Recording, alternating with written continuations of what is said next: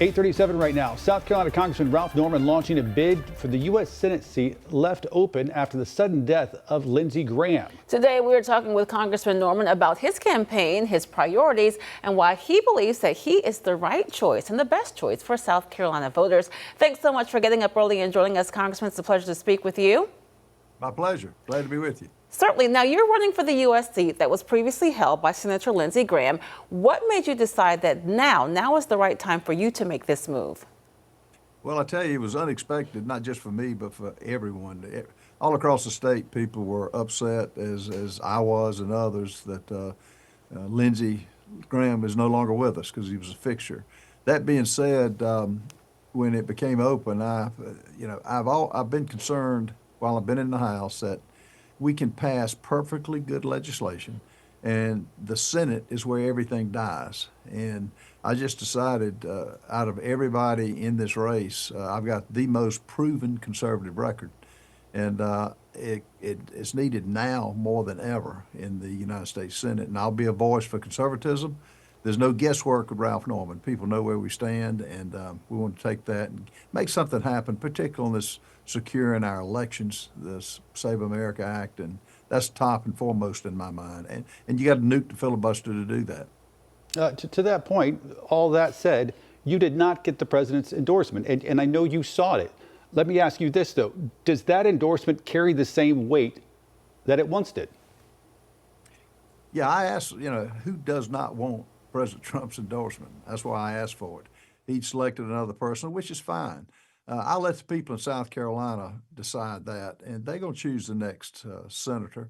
And so, it's it's an endorsement we would have liked, but it doesn't stop me, and it doesn't stop me for filing. And it's a competitive race, and I think we will have others that will join this race that will have to prove where they are and what they believe in, and I think all that's good. Let's give South Carolina a choice. And so this is a tight window that we're talking about. There's the endorsement, there is name recognition, and there have also been some calls for a public debate, so everyone in South Carolina knows who these candidates are. What are your thoughts about that? Oh, I love debates. I think we've had one on the books for August 4th, but it is a short time that we're dealing with. But there's not anything you can do about that. But I love debates. I love the campaigning. This is a different race because of, we've basically got 2 weeks left. But I'm excited about it. I think that we've got a tremendous opportunity, and it's an important decision because the two senators that represent South Carolina, and I want to be one of the two. Yeah, you just lost a statewide race just about a month or so ago, the race for governor. What makes you think you can have a different outcome in this statewide race? Well, again, this is two separate races. My name ID is 85%. My favorables are double digits.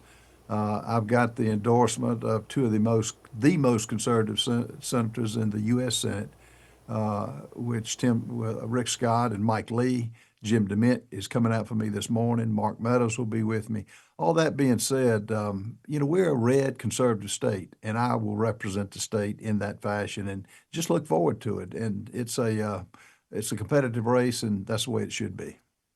And so, Congressman, again, this would be to cover all of South Carolina. Obviously, you're very well known in your district. For people who are in South Carolina, not in your district, what is your message to them? When they're going through the list of candidates, they're like, how do I decide who I'd like to represent me? What is your specific message to them? My specific message is that Ralph Norman has a proven track record. Club for Growth, Heritage Foundation, Turning Point USA, all of the ones I check the box for conservatism. And my message is the America First agenda, which is very simple.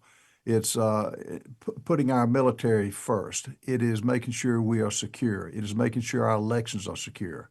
It's making sure the people are represented. And we have a lot of people coming to South Carolina. I want to represent it, and I want to protect it because we've got a special state that's got a special culture. And again, with me, you know what you're getting, and I look forward to, over the next 2 weeks, putting it out to the American people, to the South Carolinians and to the American people. You bring up your conservative credentials, no doubt a big deal in a state that's so red like South Carolina. Do you feel like Darlene Graham has proven herself to be a conservative? Well, one, we were at a prayer breakfast with Darlene yesterday, and I told her she had tremendous courage to do what she's doing. And that being said, people are going to have to know where she stands on issues. Where do you stand on abortion? Where do you stand on spending? Where do you stand on aid we give to other countries? You know, all that it will be fleshed out, you know, during the debate, and that's the value of that. So I look forward to hearing reviews. I don't know. I don't think she's ever held office, but that's not a bad thing. She'll explain where she is on the events that she's going to be voting on, should she be elected and should she go to the United States Senate. So, Congressman, let me ask you this, because you said earlier that, you know, some bills are passed in the House and the Senate is where they go to die. So there has to be the ability to reach across the aisle to find some common ground to get some of these bills passed. Do you think, if elected, you will be able to do that, to work with members of the opposing party? Well, what's happening now is the Democrat Party is a socialist party. It just is. I mean, you see it all over the country, Michigan, and other states, New York, California, Virginia now. I'll reach across the aisle and talk, but you know, at the center of this is passing conservative legislation, and I bring back the Save America Act, which is very simple. Is showing who, if you're an American citizen, and it's showing the photo ID that you are who you say you are.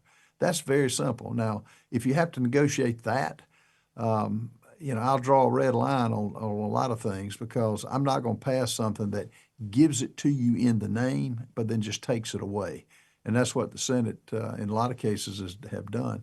But let's have the debate on every line item of bills that we pass. But see, the Senate's not even taking it up. That's where I think it's wrong. It's wrong for the country. We don't have the runway for liberal ideas. We're $40 trillion in debt. Our interest now on our national debt exceeds our total military budget. So all that being said, we're at a critical time, and I fit the bill for bringing conservatism. Let me ask you a direct question. You are a straight shooter, so I think you'll appreciate it, and I think you'll understand where it's coming from. There's a lot of talk. Age is a big issue on Capitol Hill. Mitch McConnell is MIA right now, and it's hardly a Republican issue. Democrats are equally to blame on this. And it seems like some lawmakers are intent on holding on to these offices to their last dying breath, if I'm being blunt. I believe you're in your early 70s. If you won this, you would be around 80 at the end of your term. Would you pledge to the voters of South Carolina that you would seek only one term in office? Because the second term, you would be 86-ish? Look, it's funny, the people that are bringing up age, I guess they think people are too old to vote if you pass a certain age. Look, Donald Trump is now 80, I think, and you know, he'll be 82, 83.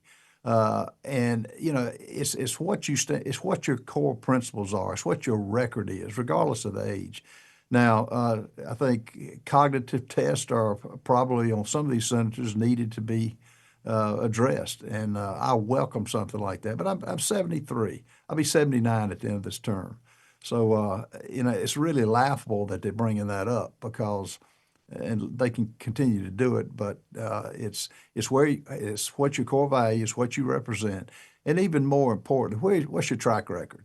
And I've got the track record that shows that I work, I study the issues, and I vote right on them, particularly for South Carolina.